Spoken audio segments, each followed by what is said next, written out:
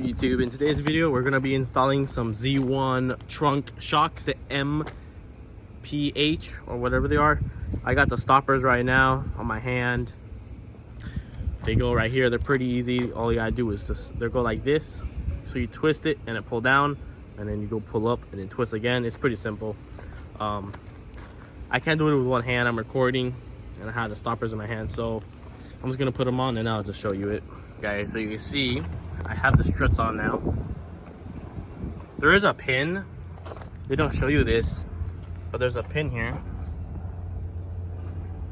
If the camera would like to focus, there you go.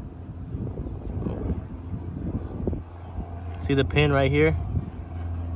You can see the pin right there.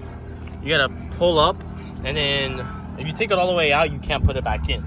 So you do is you take it halfway out and you put this on first.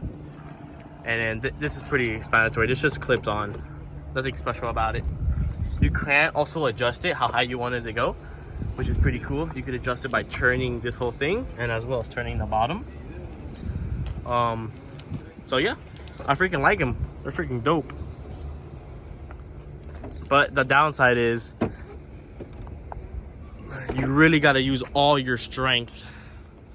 But I'm putting a really heavy wing on it, so I should have a little help. Also, I try to fix that, but that's pretty hard. So I don't know what I'm gonna do with that. But overall, it's pretty cool. So yeah, I hope you guys enjoyed this video.